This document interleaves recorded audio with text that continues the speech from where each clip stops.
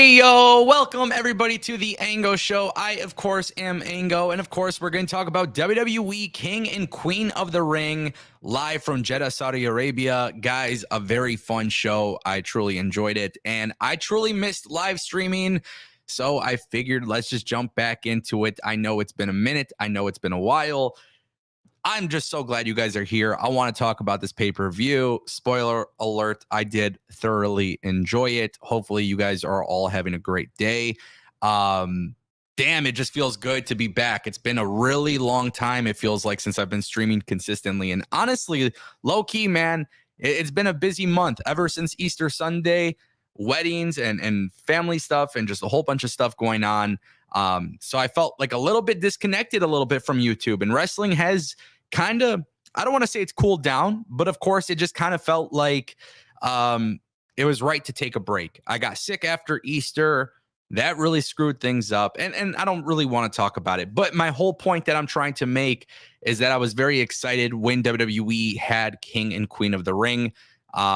Maybe as not as being as active. Maybe a lot of people didn't understand exactly how I was feeling towards the build of the show, but I've been talking about it in my videos, and I was excited about King and Queen of the Ring. And I got to tell you guys, I feel like they delivered. I genuinely feel like Triple H and the WWE have restored value in the King and the Queen of the Ring tournaments. This year, the tournament build has been great. The finishes for the matches have been great.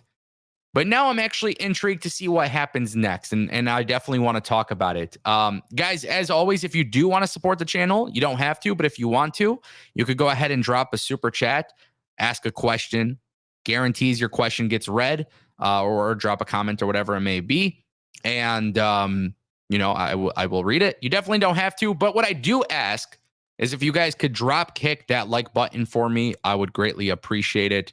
If we could get 100 likes, that would be amazing. If not, no big deal, because today we're talking King and Queen of the Ring. And I really just want to start off from the show itself.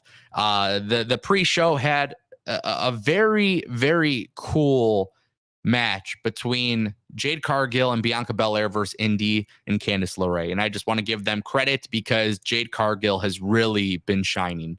Just what a great signing for the WWE. And I have to give them credit where it's due, because Jade Cargill and Bianca Belair as a tag team, it works.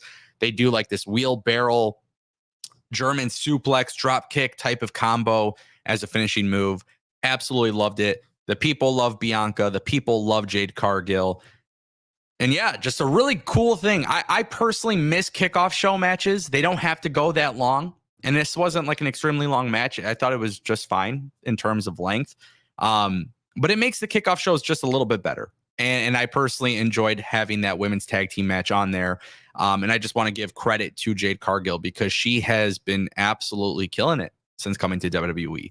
And look, the match itself, there's a lot that you could say about the match. But the thing for me is what comes next. Like, that's what I'm really intrigued to know, is what comes next in the women's tag team division. Me personally, I just feel like it's really important to acknowledge that WWE has improved the women's tag team division. But at the same time, too, I would go as far as saying there is still more for me to desire. There is still more that I want to see. And how it shapes up, I don't genuinely know. So that is something I'm really intrigued by.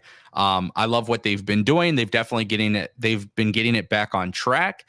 This is probably the time where the tag titles in the women's division probably feels the most important. But I just want to give them credit where it's due, because I feel like Bianca and Jade are great tag team champions.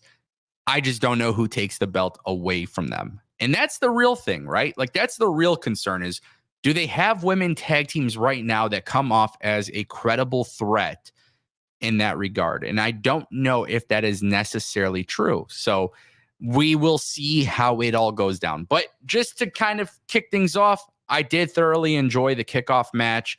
I thought it was exactly what it needed to be. Jade and Bianca gelled together very well. They come across as a very big deal. The fans in Jeddah, Saudi Arabia definitely love them. So that was a great thing. The response has obviously been relatively awesome. Quick shout out to Cedric Gilmer. He asked a very important question. He says, Uncle Howdy debut win. Well, I'm glad this got brought up because there was teases throughout the night, the big one being a QR code during the triple threat match. And I was hoping that Uncle Howdy would show up at King and Queen of the Ring. And that's what I was thinking. I'm going to go as far as saying that it's going to happen at Clash at the Castle, or it is going to happen at SummerSlam. I don't think it happens on a random Raw or SmackDown. I think right now these teases are all kind of teasing like the members and who might be involved. The QR code today had a very interesting video, as pretty much all of the Uncle Howdy videos are seemingly interesting. But me personally, I think Clash at the Castle is probably when it happens. So in 3 weeks, I believe, is when it's taking place. Personally speaking, like I want it to happen now. I don't know. I don't know when it's going to happen. But I just want it soon. I thought for sure maybe they'd come out with Cody, or, LA Knight was sitting ringside for that match. So maybe Uncle Howdy would target LA Knight at some point. I don't know. WWE's got us on our toes with it. The QR code stuff is definitely working. People get excited about it. People love the teases. A lot of small teases are happening. So Cedric, thank you for being a member for 20 months. I appreciate you, brother. We did get a super chat from Smurf Lord for $5. He says, I don't know if I could stand Triple H mispronouncing Glasgow for the next month. Leon was bad enough. Hey, listen, I'm gonna be so real. I don't even know if I'm pronouncing it correctly. So I might not be pronouncing it correctly. So I can't really talk about Triple H. I don't know what the correct pronunciation is. I know when we did the live stream after Backlash, during the live stream, I was literally searching up how to say Leon. Leon or Leon? I don't know. I'm already fucking up, all right?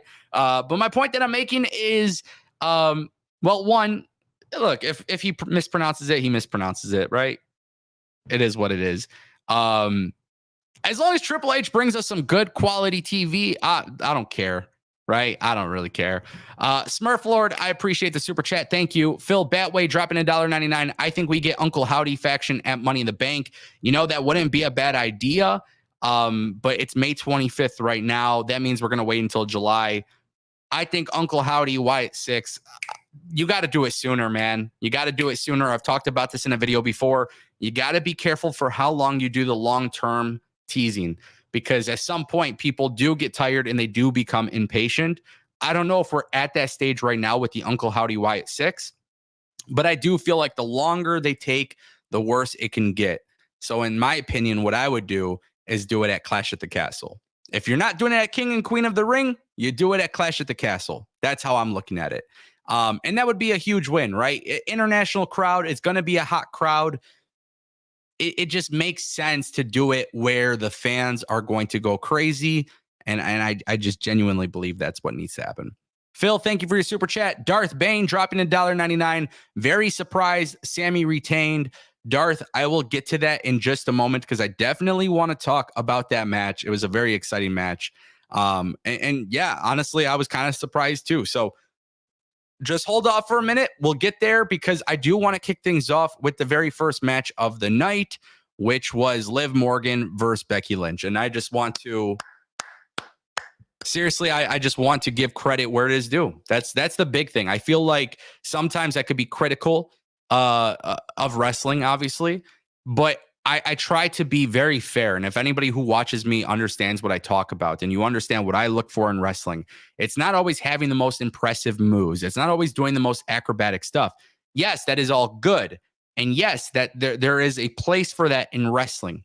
But to me, I look at it from a storytelling perspective. There's no ifs, ands, or buts about it. When I watch pro wrestling, I am looking for the stories. After a match, what's next, right? Take me on this wild ride. That's what I want to see.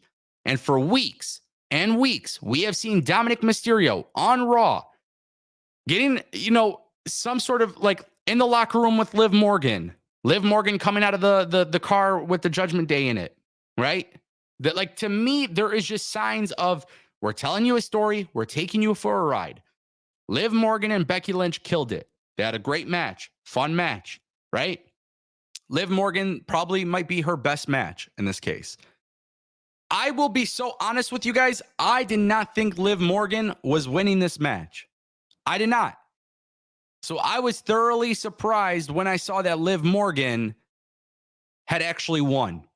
Now, how WWE did this was creative. It was smart. Some people have predicted this, right? That's okay with it being easily predictable.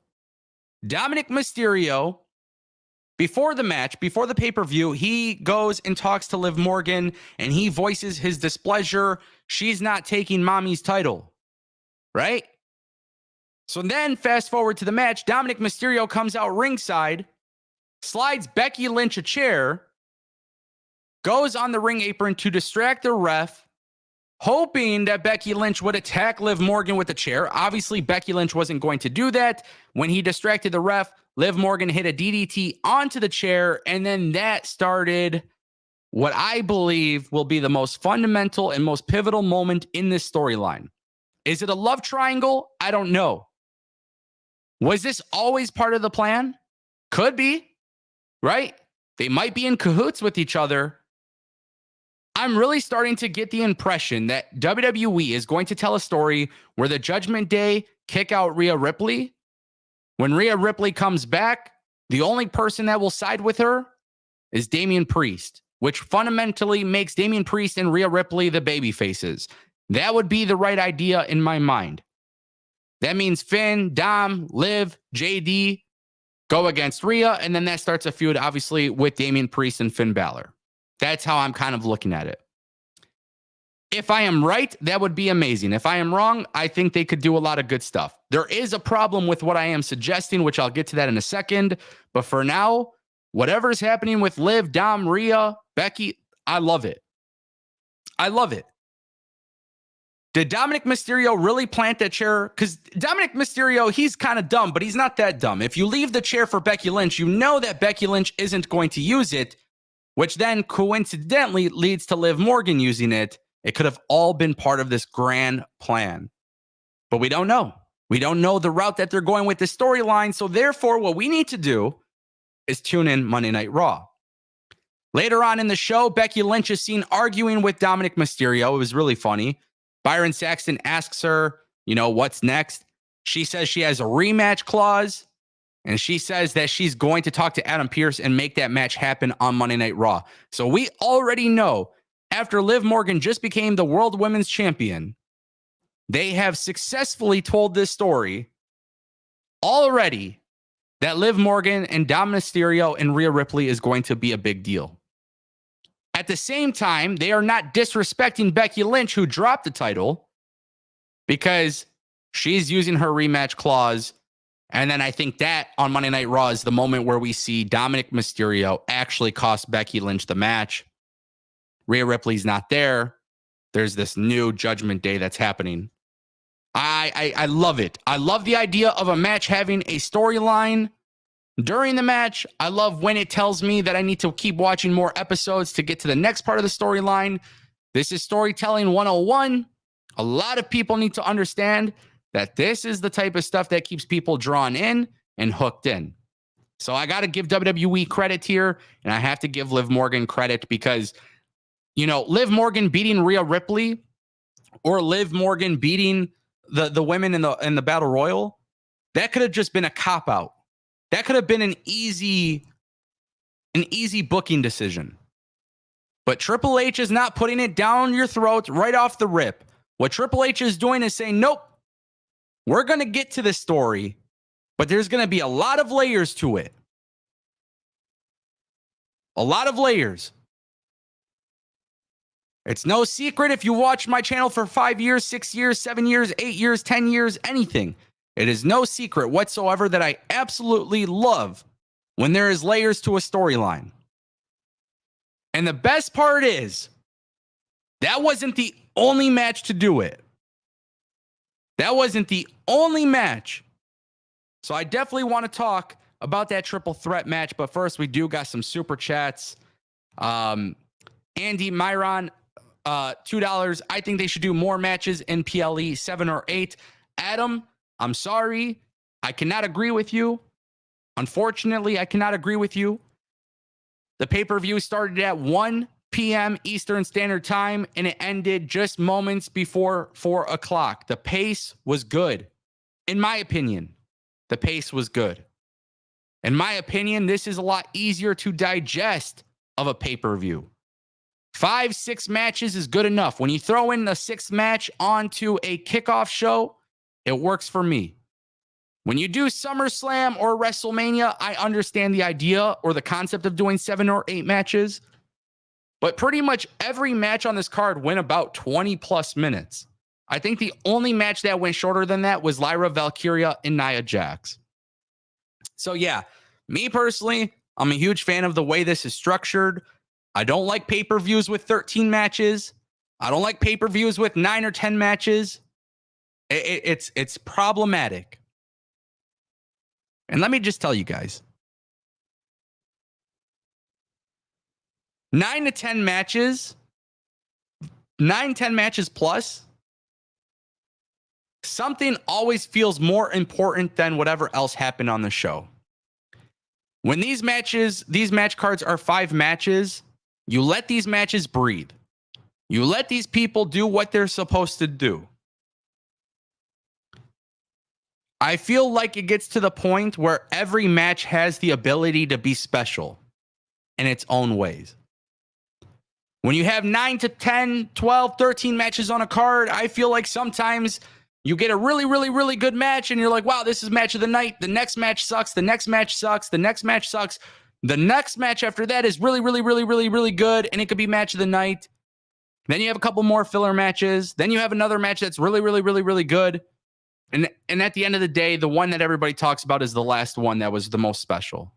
I think it is a lot better when you have 5 quality matches with 5 quality stories, 5 matches with the most serious purpose.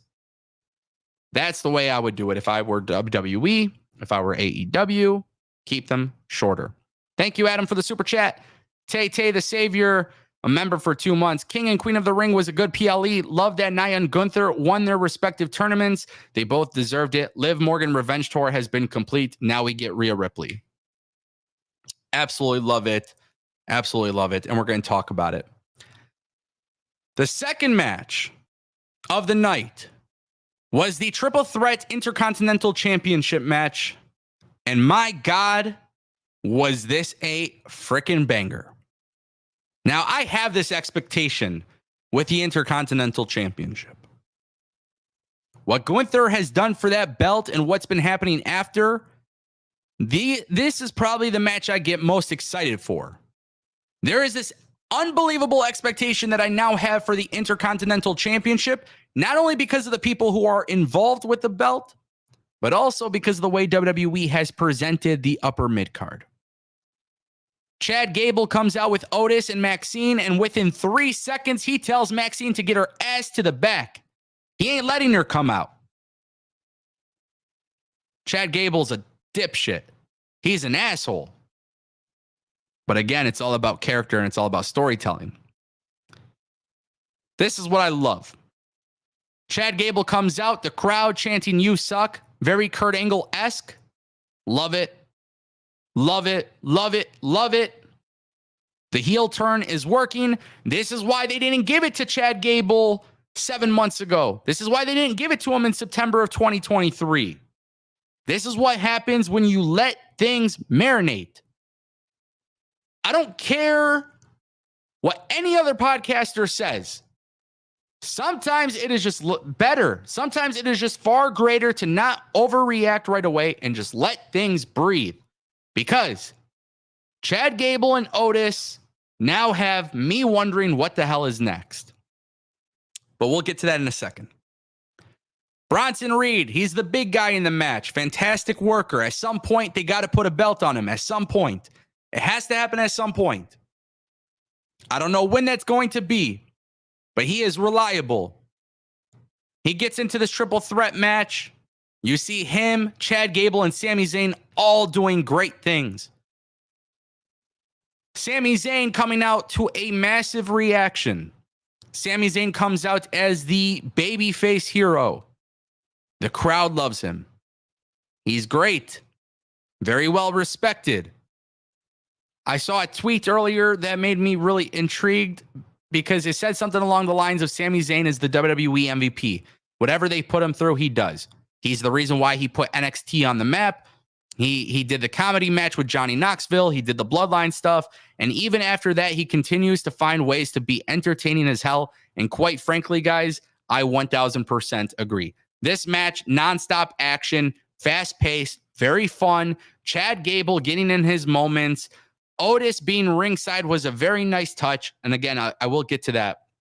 But I genuinely enjoyed watching this match because every single person in this match was able to accomplish something. What is that one thing that I am talking about?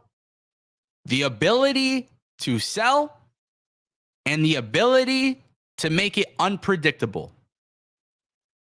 I love Sami Zayn. I did not think Sami Zayn was going to beat Gunther. I was shocked. That's how I felt tonight. Now, before the match, Chad Gable,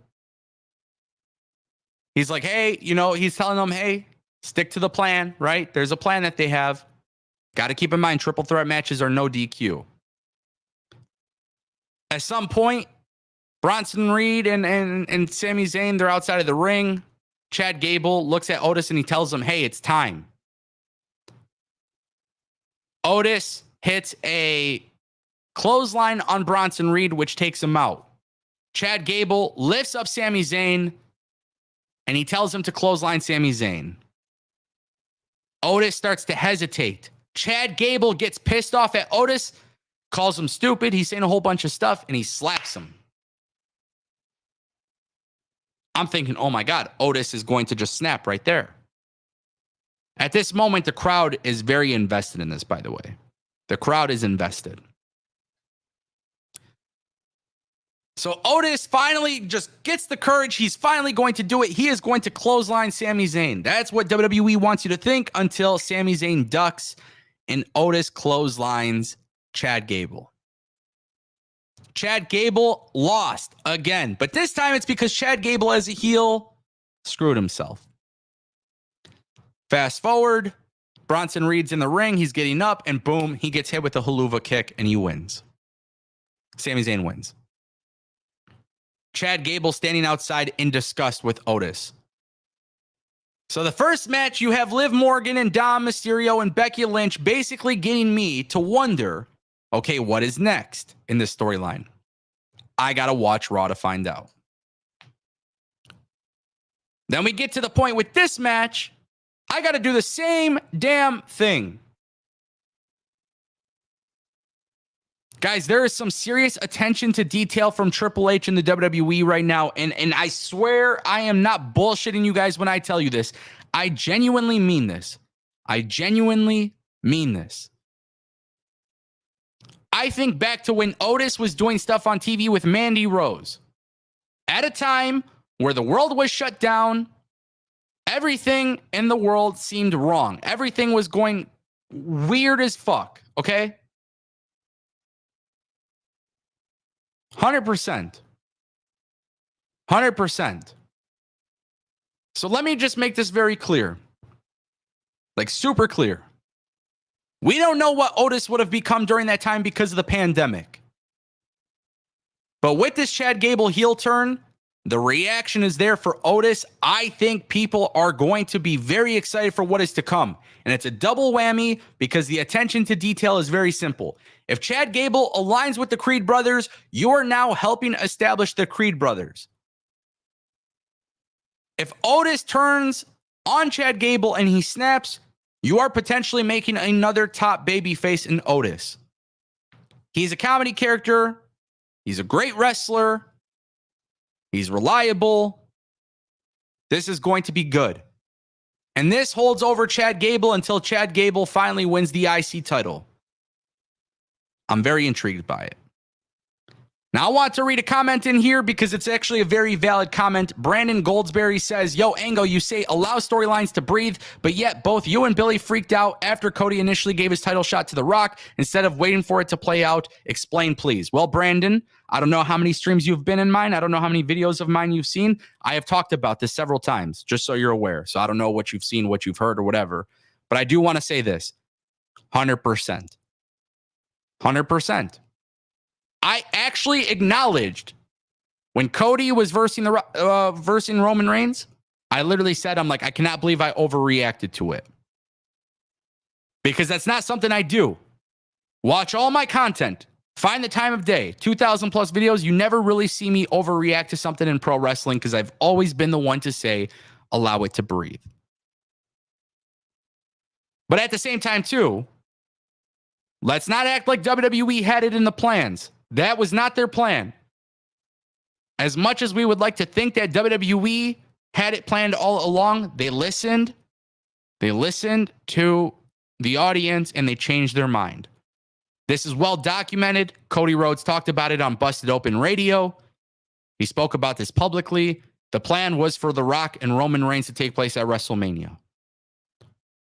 That was maybe the one time where overreacting was a good thing. I don't know. But I just want to point it out there. You're not wrong. But that's the perfect example to prove my point as to why you shouldn't overreact. You got to let storylines breathe. I've been that way forever. You have to. But that's also an anomaly.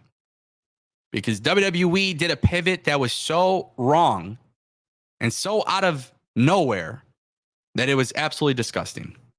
So I just want to point that out. I've explained it several times, but that even proves my point further that you guys need to really understand that sometimes you should be patient and wait things out.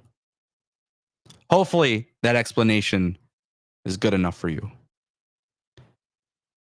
With that being said, ladies and gentlemen, we get Lyra Valkyria and Nia Jax in the Queen of the Ring finals.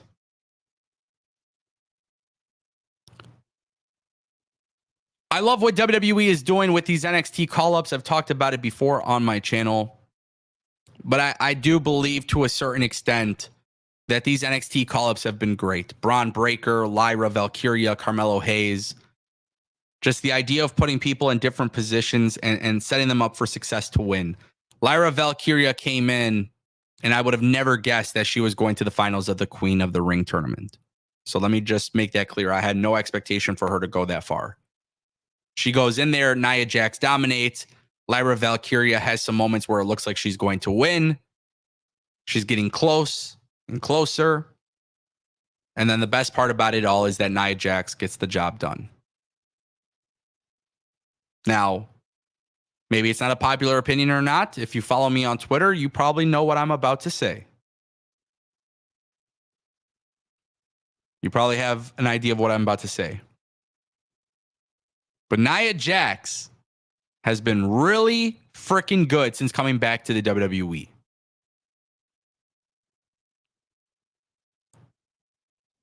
Yeah, the finish was kind of weird. Sorry, Adam. My apologies, Adam. I just seen your message. Yeah. Yeah, the finish was a little rough, but match is the shortest match of the night. They did what they were supposed to do. Lyra Valkyria getting that opportunity to show what she could do, but also at the same time, too, giving the flowers to Nia Jax because she's good. She's good.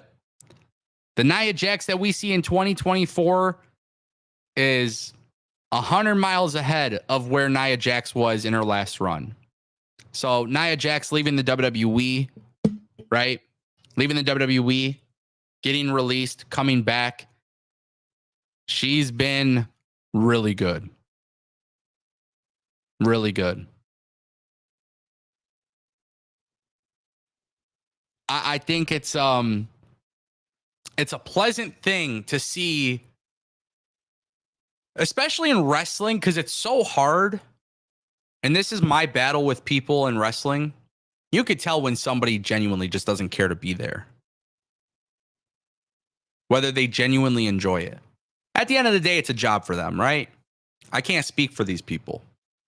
But sometimes you watch people on TV and you're like, yeah, they're checked out. They don't want to be there. Like Nia Jax looks like she's been putting in that work. So if you're expecting me to criticize Nia Jax because that's the cool thing to do on the internet, that ain't happening from me. But I just, the common trend in this video is that I have to give credit where it's due. Lyra Valkyria made it to the finals of the Queen of the Ring tournament this quick after getting called up to the main roster. Mission accomplished. There's a lot of ways you can go following that. But Nia Jax didn't win in Australia. She didn't win in Australia. She lost to Rhea Ripley. Winning Queen of the Ring was a reward for the work that she's put in. And it's a testament of what WWE believes people should do. If you leave the company, if you get released from the company, and you come back, put in the work, and do the damn thing. That right there was huge. And I'm telling you, never in a million years did I expect to really have been won over by Nia Jax, but my God, she has improved so much to the point where I'm like, listen, her and Bayley for the women's championship, it's not something brand new or something fresh. It's not a fresh idea. But in 2024, I could actually genuinely say it is what I want. I want it. I want that match. I also want Jade Cargill and Nia Jax to have a proper match on a pay-per-view. So who knows? Maybe Bayley drops the belt to Nia Jax. Maybe Jade Cargill wins the belt from Nia Jax. I don't know. I don't know what that idea is. I don't know the route that they go, but I could actually say I would probably enjoy it. Nia Jax it's like, again, night and day difference. And I just didn't expect that. I liked what she did with Rhea Ripley. I liked what she did with Lyra Valkyria. This is not a 5-star banger of a match, but it's the Queen of the Ring finals. These tournaments in wrestling fucking suck, okay? Let's just say what it is. That's what I think. I think tournaments in wrestling suck. I don't think they're fun anymore. I don't really care for them. You could have tons of great matches, but sometimes it just doesn't matter to me. I don't know what it is. I feel like WWE would do tournaments. AEW would do tournaments. I just feel like tournaments in wrestling have kind of been played out to me. I really, really loved the Continental Classic in AEW. I loved it. You guys, if you watch my content, you know how much I love the Continental Classic. Robin-style tournaments, cool. Very much like the G1. WWE announces the King and the Queen tournament. I don't want to see these people with some whack-ass King and Queen gimmick. I want to see people come in, win the fucking tournament, and do something really special after. Use this tournament as a way to prop somebody up for more success. And they accomplished that here. Not only for Lyra Valkyria, who lost, because I think there's going to be good things that come her way after, but for someone like Nia Jax, who actually improved, I think a lot of people would be okay with Nia Jax beating Bayley. Outside of kayfabe, obviously. So I just wanted to point that out. That was a very big point that I want to make. Combat Sports Today, one of my favorite MMA channels in the world, dropped $1.99. Love you, bro. Continue being great. Thank you. Guys, if you love MMA, and trust me, they cover a lot of it, I highly vouch for this channel. Twitter, Instagram, Facebook. Literally, there's not a day where I don't scroll through my timeline and find out something new. So if it wasn't for them, I wouldn't have been able to love MMA as much. So shout out to CST. Thank you for the super chat, brother. Appreciate you. Hope you and your team are doing well. So yeah, not only did we get the Queen of the Ring finals, we got the King of the Ring finals with Gunther and Randy Orton. And my God, was this unpredictable for me? Because I think it's like everybody thought in their head. Randy Orton wins. Randy Orton goes to Cody Rhodes. Gunther wins. He goes maybe to Cody Rhodes. Maybe he goes to Damian Priest or whatever. But I love this match a lot. Slow, methodical, a little bit more old school. Trade backs, uppercuts, slaps, chops. Gunther and Randy Orton. Fun as hell, man. But this match had a little bit of controversy because Randy Orton's arm, his shoulder was up at the end of the pinfall. And then, of course, people are starting to wonder, was that part of the plan or not? So not only do Randy and Gunther have a great match,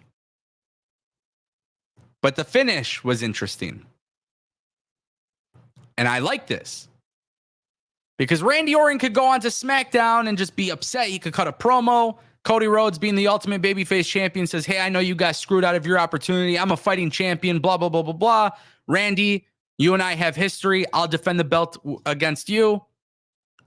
And that could turn into Randy Orton turning heel. Randy Orton didn't need to win King and Queen. He didn't need to win King of the Ring. Randy Orton's a 14-time world champion. He doesn't need King of the Ring. The purpose of the tournament was to do something fresh, to restore the value in a tournament. Triple H upped the stakes this year. Winner gets a championship opportunity. Gunther needs to go to the World Heavyweight Championship. And it turns out after Gunther wins this match, there was a couple things I liked. Before I get to the announcement, let's talk about it. Gunther did not wear the crown. Gunther held the crown as if it was a championship belt, a trophy, a plaque, a reward. He stood tall with it, holding it. He ain't doing no stupid king gimmick, King Gunther. He ain't doing that shit. I like it. Gunther calls himself the best in the world. He calls himself the true athlete of this business. He has a respect and admiration for the history of pro wrestling. He wins King of the Ring. He is going for the World Heavyweight Championship. He doesn't care about the gimmick. He cares about the actual success in which you go into a match, you win the match, and you keep climbing the ladder. He created history with the IC title. And my God, am I geeked for what's about to happen with the World Heavyweight Championship. Randy could get to Cody Rhodes, but Gunther winning this was the right call. So let me explain, because after the match, Caleb Braxton's backstage with Triple H, and he makes the breaking news announcement that Drew McIntyre is officially medically cleared, and therefore it's going to be Damian Priest versus Drew McIntyre in 3 weeks in Scotland at Clash at the Castle. Oh, Gunther and Drew at SummerSlam?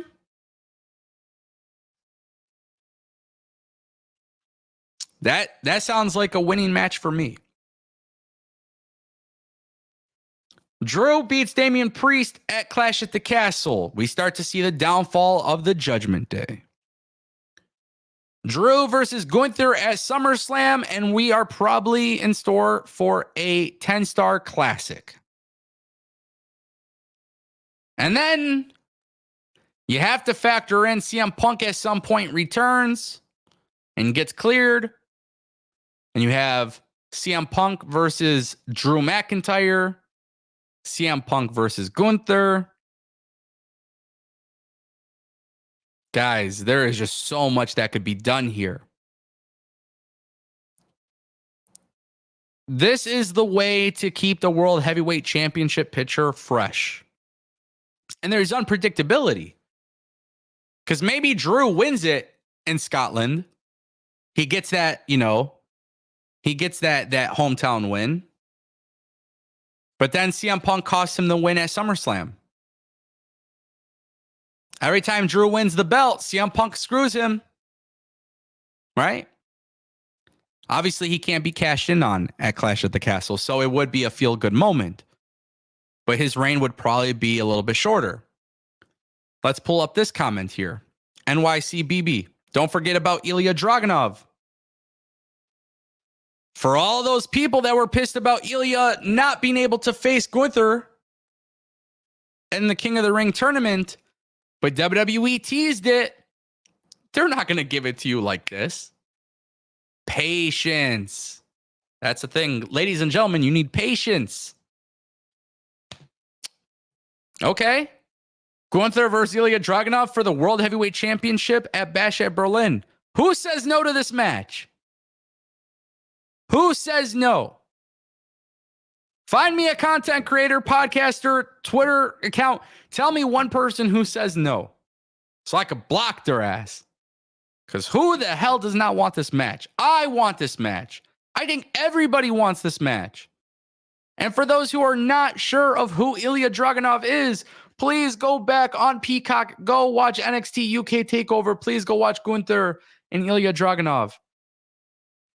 Please go watch that match. I swear, dude, these guys, the Mad Dragon and Gunther in 2024 at Bash at Berlin, World Heavyweight Championship. I just don't know how somebody could say no. And again, it's all attention to detail, using the callbacks in history, using what's in front of you, trying to get over as many people over as possible. And I'm not saying this to shit on AEW, but I saw some people in the chat. They say, you never talk about AEW like this. This is what I desire in wrestling. Layers, layers, layers, layers, layers. I'm busy. You're busy. There's a ton of wrestling to watch every week. My personal opinion is that when you give me a roadmap and you take me for a ride, I want to go and watch it and enjoy it and get to that point where you keep telling these stories to the point where I'm hooked in there. It's such a major part of why I love wrestling. It's always been that way. And I see, even if Ilya Dragunov lost to Gunther, I wouldn't be mad. But imagine if Ilya Dragunov on the main roster that fast defeated Gunther for the belt. Holy shit. And not to mention, you have Sheamus, you have Bronson Reed, Sami Zayn, Chad Gable. All these guys throughout time are just getting prepped to make that leap of faith into the upper card. No brainer. No brainer. Then you also have to factor in Ludwig Kaiser. What do they do with him? Another talent who could break out as a singles guy. There's just a lot of things you could do here. I absolutely loved it. I love this match. Gunther and Randy Orton was really good stuff.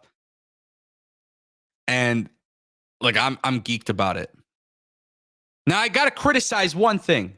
Giovanni Vinci got drafted to SmackDown. There's been no mention of him. And he got his ass beat by Ludwig. Honestly, at certain parts of this match, I thought, man, would they have Giovanni Vinci cost Gunther King of the Ring? But to me, it didn't make sense because Gunther's on Raw, Giovanni Vinci's on SmackDown. But it was a thought that I had. I would love for them to do something with Gio at some point. At some point. And I just dropped my phone. All right, ladies and gentlemen, we get the main event. Cody Rhodes versus Logan Paul. If you're still sticking with us at this time, I appreciate you.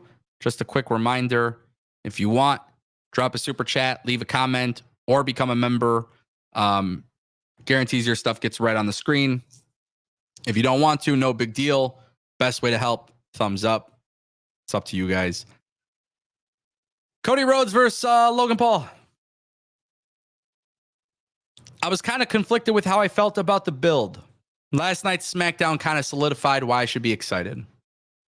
If you've heard me talk about a Logan Paul match before, you know that I'm very impressed by this kid. Now, I watch Impulsive. I listen to Impulsive. I listen to his podcast. There's things that Logan Paul does. There's things that Logan Paul says I don't like. On a personal level, I don't like. I don't agree. As far as being a WWE superstar, inside that ring, he gets it. A natural. He's naturally talented at this stuff. This was a match with multiple layers throughout the match. Cody goes for a vertebreaker which honestly I thought was banned by the WWE. I don't know if that's true or not. But he goes for it early on in the match. Logan Paul gets out of it. Eventually, Cody does do it. I loved it. Cody Rhodes did the natural disaster spinning suplex that Dustin Rhodes does. Loved it. Michael Cole also acknowledged that. Speaking of Michael Cole, there was a moment in this match where he's talking shit about Logan Paul. Logan Paul's ringside. He gets mad. He says, "What the did you say?" He's getting in his face. Corey Graves, who despite is a heel commentator, still defends Michael Cole from him. I actually thought at one point that maybe Corey Graves was teasing something about in-ring action there. I have no idea what the plan is there. I know Chester just asked, he's like, will Corey Graves come back as a wrestler? I don't know. But they kind of teased something there, which I thought was interesting. But Logan Paul and Cody absolutely tore it down. Cody did a Cody cutter onto the commentary table. But the real moment of this match where I was like, holy shit. Logan Paul puts Cody on the Arabic announce table. And he's doing the frog splash, and they have the camera do a 360 around Logan Paul. An amazing camera shot. The camera shots tonight were really good. WWE production has been freaking awesome, to be honest. But this moment right here, the camera shot was new. I don't remember WWE doing it before. Just really, really dope. He hits the frog splash on Cody.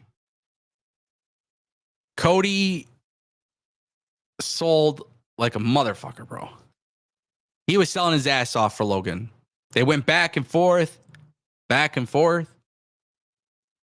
And obviously the story here is with Logan Paul and the brass knucks. That was the big thing. One of the guys in the crowd gave him brass knuckles. Logan Paul, typical heel, low blow, using the brass knucks.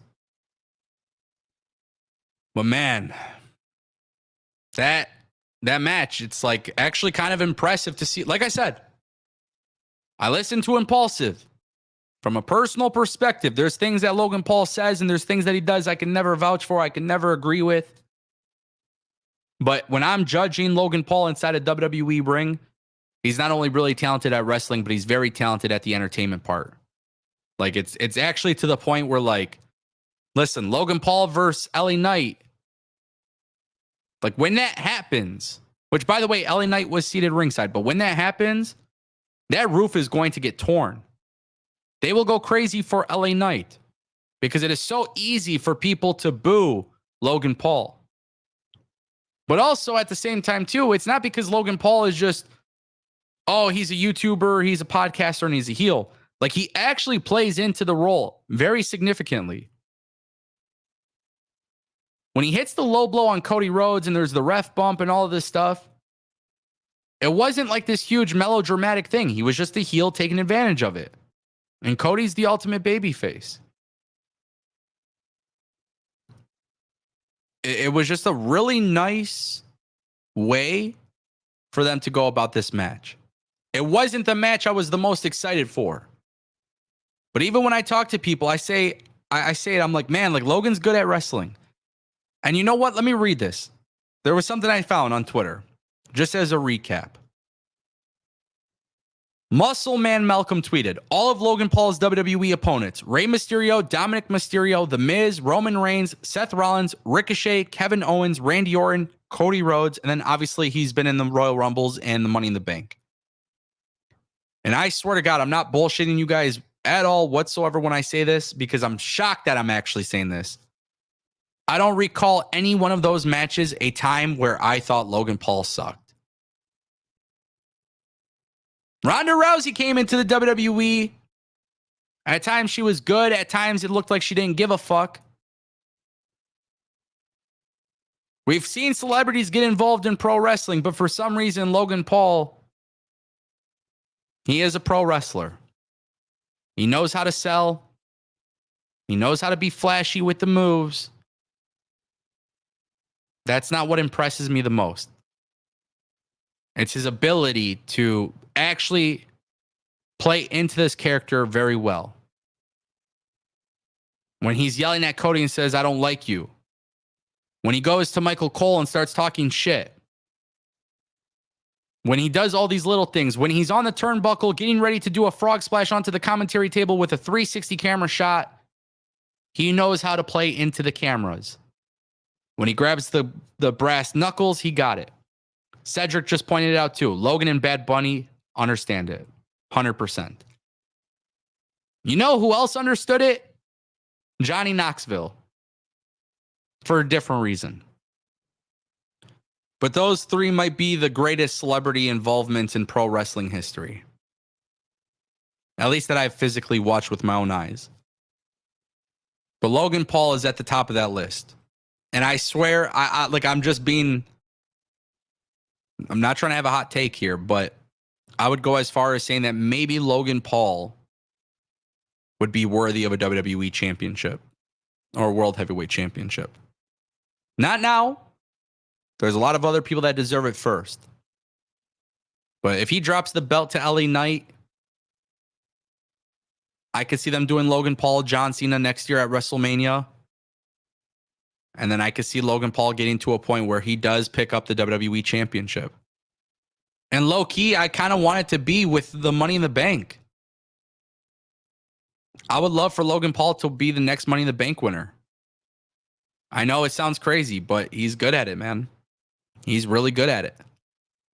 And then the benefit of somebody taking the belt off of Logan Paul is that person is going to be viral. So from a business perspective, it just makes a lot of sense. It's like the one time where something that you do for, like sometimes in pro wrestling, you could do something that's really, really good for business.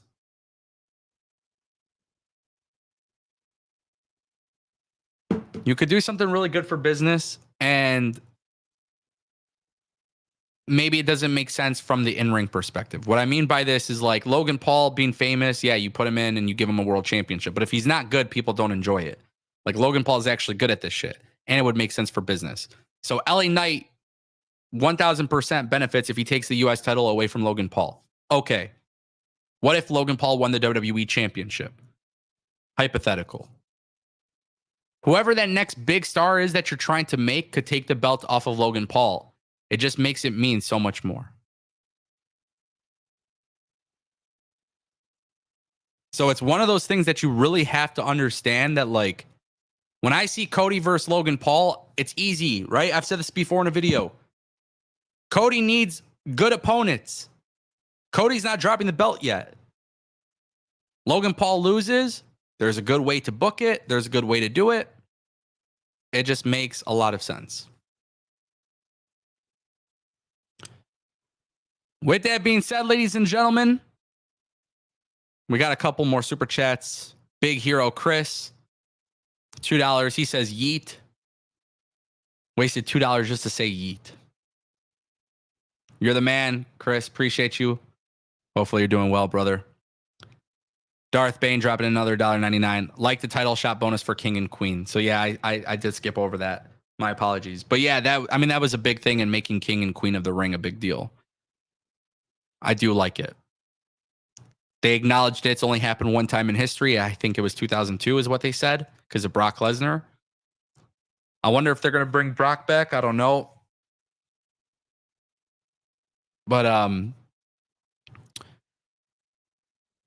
yeah, a really good conclusion to the tournament. Honestly, a really good conclusion. So we'll see how they go about it and what's next and everything. But it's just hard to say. It's hard to say what is next for King and Queen of the Ring. Is this a yearly thing? I don't know. They did announce that Crown Jewel will be taking place November 2nd. So we know that's going to happen. Tyler Tony just asked a good question. He says, can Brock cost Gunther? Well, it's been talked about. That was supposed to happen at WrestleMania, right? Gunther versus Brock. I don't know. It depends if they bring Brock back. But what does that do to this? When Gunther wins a championship opportunity and then Brock screws him over, I don't know. I feel like that could be kind of sour in terms of the King and the Queen tournament. So that's a possibility. I also want to point this out. Jonathan, who's a member on this channel, says, do you think instead of Gunther and Randy going with Jay and Tama Tonga for the finals, like, Jay versus Tamatonga could have made a lot of sense. I'm glad that they didn't do that because I think there's multiple other ways. And we got to remember that Jimmy Uso is out. So it probably delayed some stuff. Thank you, Darth Bane, for the super chat, by the way. But yeah, ladies and gentlemen, that's the post show. It's a holiday weekend, Memorial Day weekend in the United States. I'm not going to keep you guys for too much longer. We just did about an hour. And I don't know if I'm going to do Double or Nothing. More than likely, I won't. This might be the one year that I don't buy Double or Nothing. I've gone to 2 of them. But I would say Memorial Day weekend. Starting next week, I should be back full-time with the streaming thing. So we'll be back. It'll be good. We're feeling good, feeling energized. Life is good. God is good. You guys are all good. I appreciate you guys for watching. Wow. I appreciate you guys watching and hanging out with me, talking wrestling. If you're not in the Discord, get your ass in the Discord. I'm not using social media as much, but I'm going to use Discord more. And I won't keep you guys here any longer. Appreciate you guys for watching, and I'll see you next time.